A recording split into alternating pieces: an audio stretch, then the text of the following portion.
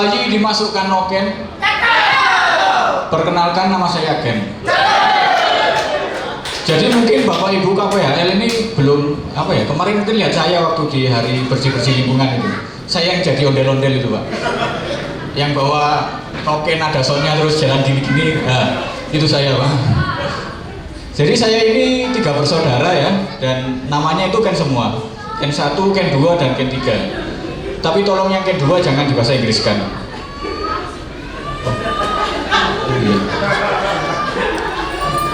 Ya itulah bahasa Jawanya itu Pak. Ya memang saya ini punya kekurangan dalam belajar bahasa daerah ya. Saya dulu pernah punya teman dari Bandung gitu, sudah hampir 4 tahun 5 tahun berteman, tapi bahasa Sunda saya cuma bisa 3 kata gitu. Awewe, diewe, bagong. Ya itu. Begitu pula di Wamena ini saya sudah hampir setahun, tapi bahasa Wamena cuma tahu 3 kata gitu. Wah.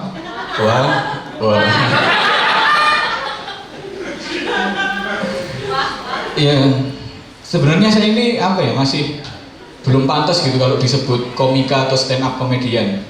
Ya walaupun saya dulu di Malang juara 2 lah ya di kompetisi stand up sekota Malang.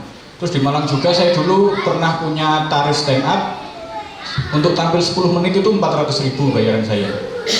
Dan yang agak terbaru yang disampaikan tadi, saya juga pernah juara Desember kemarin itu di juara 2 lah, nggak juara 1 kok, juara 2 stand up di acaranya Polda Papua.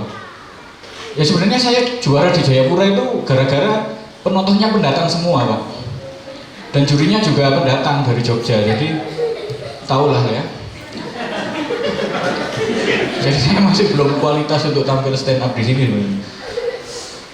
Jadi saya belum bisa disebut komika itu karena di setiap komunitas di seluruh Indonesia ada namanya itu acara yang semacam wisuda gitu Pak. Biasanya namanya stand up night atau sun. Jadi acara ini dibuat menyerupai wisuda. Kadang-kadang ada rektor-rektorannya gitu. Jadi milih anak komunitas yang mukanya paling tua itu disuruh jadi rektor, nanti salin. Kalau nggak ada orang nggak ada yang tua gitu mukanya, rektornya diganti rektor nuklir. Jadi di acara itu kadang-kadang orang tua juga hadir gitu, tapi dalam bentuk botol.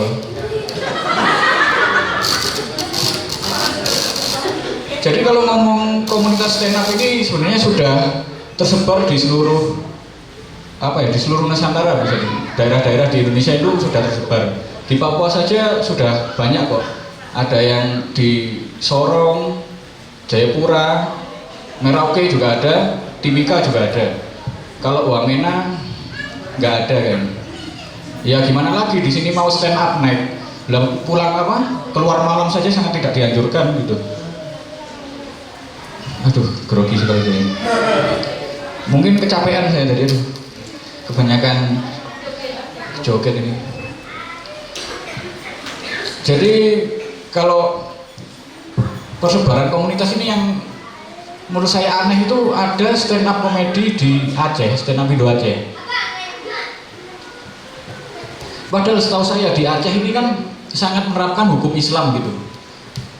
Khawatirnya saya jangan-jangan di sana kalau ada orang yang stand up 5 menit nggak lucu, dihukum cambuk gitu.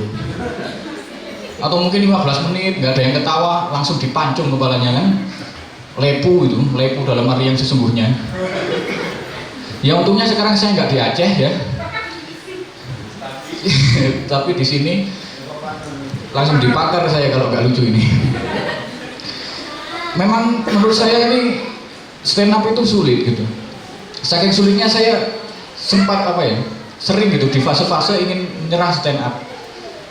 Ya karena memang sudah tidak ada tidak ada ide lagi begitu. Saking sulitnya itu, jadi kayak wajar jika bayaran musisi dan stand up komedian itu lebih mahal stand up komedian. Karena pertama mereka itu nggak bisa ngover materi. Kalau musisi kan bisa ngover menyanyikan lagu orang lain. Kalau stand up nggak bisa. Misalkan saya ngover materinya Panji itu nggak bisa. Misalkan perkenalkan nama saya Panji Pragiwaksono, kan saya Ken gitu, nggak bisa. Atau misalkan ya halo semuanya, gue Raditya Dika, kan nggak bisa, saya kan dua. Jadi sulitnya itu seperti itu. Saking sulitnya saya menganggap stand up ini sudah menyerah gitu. Akhirnya ya cuma sekedar hobi saja. Dan hobi ini pun juga bikin jengkel gitu. Karena kemarin waktu saya pemberkasan itu, anehnya kok ada kolom biodata suruh ngisi hobi. Ya untuknya saya sudah punya hobi stand up, saya suruh stand up. Lah nggak enaknya kalau ketahuan hobi stand up langsung ditanya gitu, wah hobi kamu stand up ini ya? Stand up dong. Padahal tadi yang hobinya nyanyi nggak disuruh nyanyi, kenapa saya kok stand up begitu? Saya iri dong.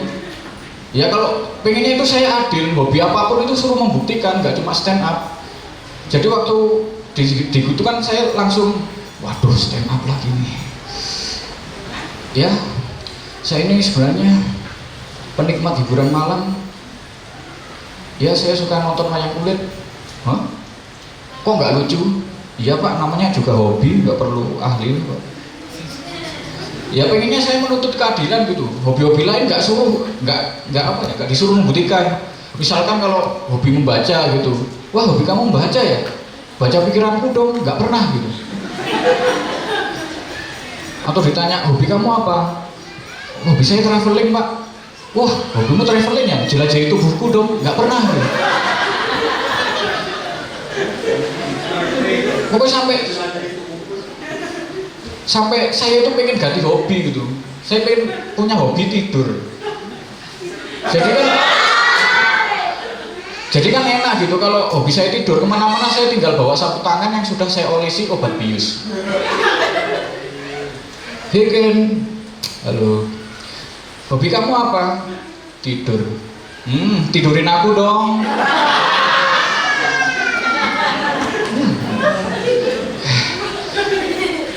Ya itu adalah reka adegan Reinhard Sinaga yang kemarin itu. Terus apa lagi ya? Jadi menurut saya setiap kejadian itu pasti ada hikmahnya. Apalagi yang baru-baru ini terkait wabah corona ya. Karena corona ini kita jadi punya kesadaran tentang kebersihan gitu. Sering punya kesadaran timbul untuk sering cuci tangan dan sebagainya. Saya juga berharap di sini gitu. Dengan adanya isu-isu corona ini, di sini juga timbul kesadaran itu. Jadi di sini nggak ada yang pelihara ingus lagi gitu. Mending pelihara babi kan lebih menghasilkan. Jadi terkait itu juga kerusuhan kemarin yang di sini 23 September juga menurut saya ada hikmahnya karena saya akhirnya bisa ke Jayapura begitu. Coba kalau nggak ada kerusuhan mungkin saya nggak pernah ke sana. Bisa merasakan internet lancar, air bersih, kemajuan, kemacetan, kesenjangan, dan banyak hal. Dan dalam kerusuhan kemarin itu saya juga nggak cuma kan isunya rasis gitu. Saya pun waktu kerusuhan kemarin juga ada kejadian saya malah yang dirasisi gitu. Jadi suatu saat gitu waktu rame-rame kan saya penasaran ini ada apa sih? Saya lari ke belakang gitu kan ingin menonton. Terus saya ada teman saya namanya Kak Paul. Dia khawatir kan sama saya. Hei Ken, kau rambut lurus, jangan di sini, segera ngungsi ke gereja. Dalam hati itu saya sakit, waduh saya kok dibilang rambut lurus. Wah ini rasis ini. Dalam hati itu saya pengen balas gitu. Wah Kak Paul ini harusnya rambut keriting, jangan di sini, ikut rusuh sana.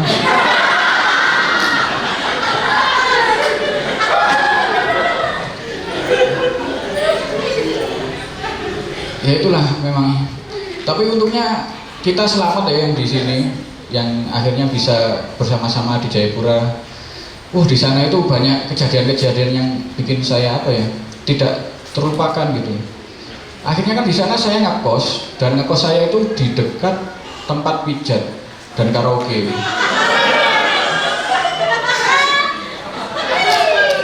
Awalnya saya pengen ngekos di situ, lumayan kan bisa jadi quality control kasir gitu kan. Yang bikin saya bingung, ini tempat pijat tapi setiap sore itu ada cewek-cewek pakaian minim gitu. Saya berpikiran positif dong, plus nih gitu. Tapi anehnya di depan tempat pijat itu ada tulisan menerima laundry, cleaning gitu. Wah mungkin selain tempat pijat dan karaoke, Ini plusnya plus laundry kan gitu. Saya iseng dong kan pengen kan di Wamena kan biasa nyuci sendiri. Saya pengen laundry lah ini kan. Saya ke tempat pijat BTW namanya Ling Ling ini. Saya ke sana bawa pakaian kotor. Masuklah Ling Ling. Di depan ada kasirnya gitu. Permisi mas, saya mau laundry. Kasirnya agak mabuk waktu itu memang, matanya merah gitu. Hah? Iya mas. Masnya mau pijat? Laundry pak, laundry, saya bawa pakaian kotor ini. Oh laundry, laundry di sebelah mas. Waduh, saya ditipu tempat pijat. Loh, ini bukan laundry pak? Bukan. Nah itu saya kira pakaian kotor. Wah bukan, itu pemandu lagu. Ya untungnya saya tidak jadi pijat di sana ya, karena soalnya mungkin beda laundrynya, laundry beda gitu. Kalau laundry biasa kan kita bawa pakaian kotor masuk laundry jadi bersih begitu kan. Kalau di Ling Ling ini kita bawa pakaian bersih pulang-pulang kotor. Ya, tubuh kita berlumuran dosa begitu kan.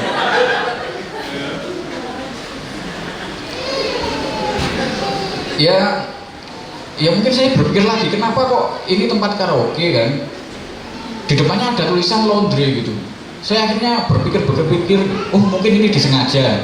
Jadi misalkan kalau ada gerebekan Satpol PP, dia mau masuk, wah ini katanya warga ini pijat plus, ayo kita gerebek. Waduh, tapi tulisannya kok laundry. Nggak percaya, tapi itu ada mbak-mbaknya. Satpol PP masuk, wah ini tempat pijat plus ya? Wah bukan mas, ini laundry. Lah ini ada mbak-mbaknya, ini siapa? Bukan mbak-mbak itu mas, itu pakaian kotor. Mbak-mbaknya acting begini gitu. Saya pakaian kotor pak, jangan tangkap saya. Terus apa ya, yang di Jayapura ini yang saya amati lagi itu kan termasuk apa ya, kota di Papua yang maju. Jadi banyak kayak apa ya, papan reklame yang besar itu, apa baliho. Tapi yang bikin saya heran, balihonya itu tulisannya kecil, tapi ada muka bapak-bapak itu besar sekali gitu. Jadi kalau kita sekedar lewat, nggak tahu tulisannya apa, tapi ingat-ingat apa ya, yang terngiang-ngiang senyum bapaknya yang gini gitu. Entah itu ada di dekat kos juga ada baliho yang apa ya, tentang PON Papua, terus cara mencegah malaria begitu. Yang kelihatan itu, tapi langkah-langkahnya nggak kelihatan, cuma kelihatan bapaknya begini. Kan saya bingung gitu. Waduh, ini maksudnya baliho ini apa gitu. Kasihan kalau memang orang-orang yang nggak tahu gitu.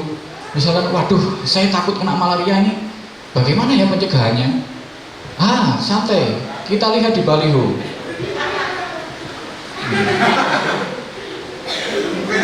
Jadi bagaimana mencegah malaria? Mencegah malaria cukup begini saja. Oh baik. Baiklah, saya akan mencegah malaria. Tapi sampai kapan begininya ya? Sampai baliho itu turun. Terus apa lagi ya? Jadi memang kalau stand up ini juga nggak bisa gitu pakai materi-materi lama gitu kan. Jadi harus penuntutnya harus materi baru. Terus setelah di Jayapura ini apa ya, di Papua tepatnya gitu, saya itu ada yang hal-hal sederhana yang bikin saya bahagia gitu. Ya akhirnya dari dulu kan saya pengen kayak di film-film gitu, punya teman yang berkulit hitam gitu, kayak di film-film apa, Stranger Things, terus Ghostbuster gitulah.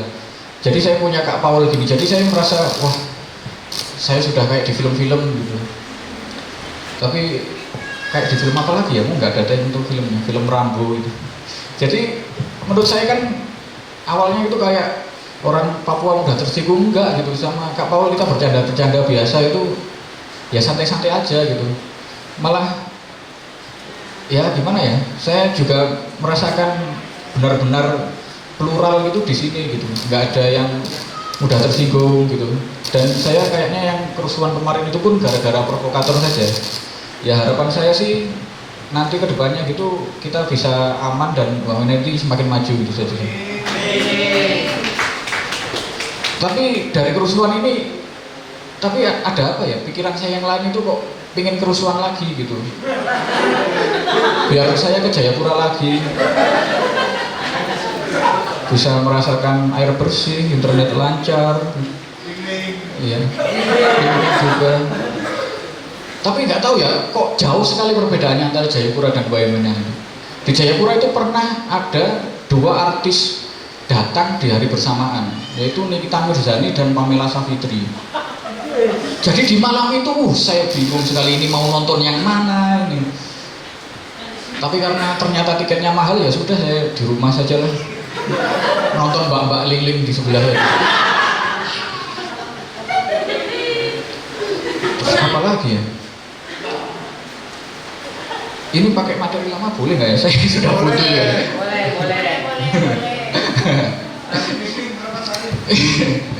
Jadi kayak nggak pantas gitu saya juara kalau saya stand up-nya kayak gini.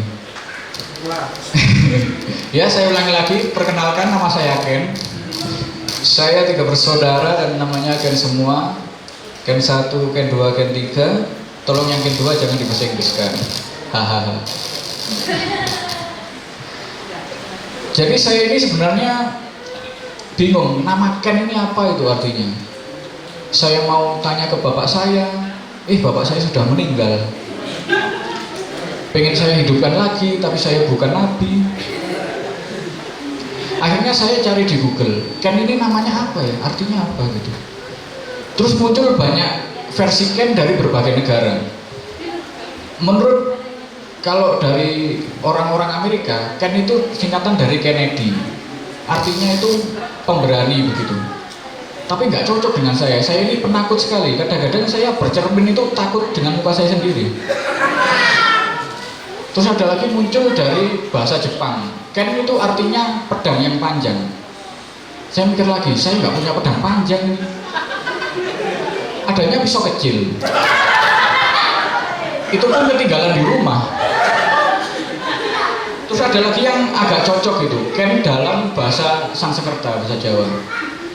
Ken itu artinya kain pelindung. Saya mikir lagi, kain pelindung, berarti Ken ini sama dengan sempak, celana dalam.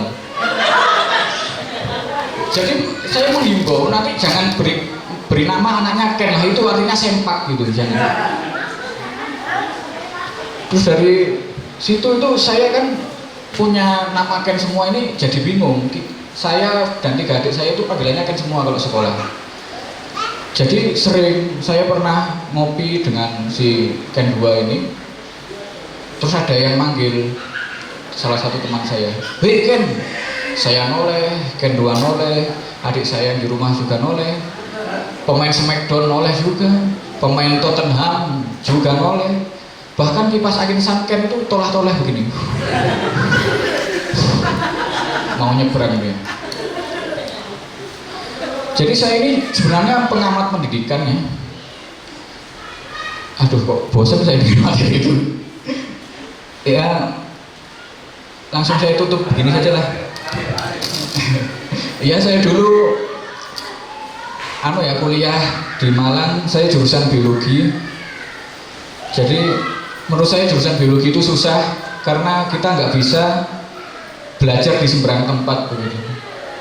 Jadi saya pernah belajar materi reproduksi di rumah, dikira ibu saya nonton bokep.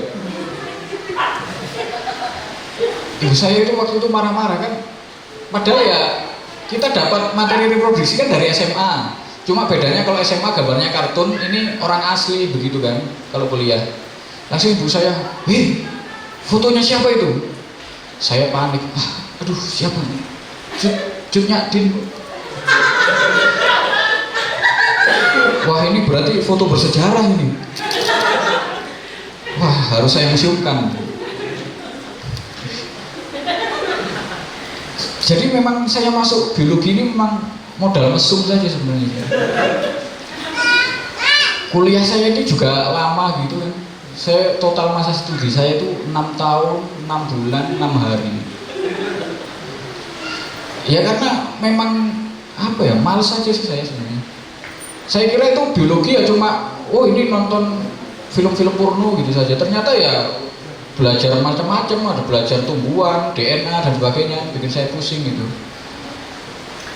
Tapi dari sini itu saya juga, aduh lupa lagi. Begini saya tutup lagi dengan ini aja lah. Jadi mohon maaf kalau memang gak lucu ya, harap maklum karena sekarang saya memang fokus menjadi CPNS gitu kan. Karena menurut saya kalau jadi CPNS itu nggak perlu lucu, yang penting nurut saja kan. Disuruh push up ya push up, disuruh jungkir-jungkir, disuruh bikin kopi ya jangan bikin teh, cuma gitu saja. Ya kita nurut saja sampai C-nya hilang, P-nya juga hilang, N hilang juga, S-nya juga hilang, semua hilang. Karena tidak ada yang abadi di dunia ini. Saya Kevin, terima kasih.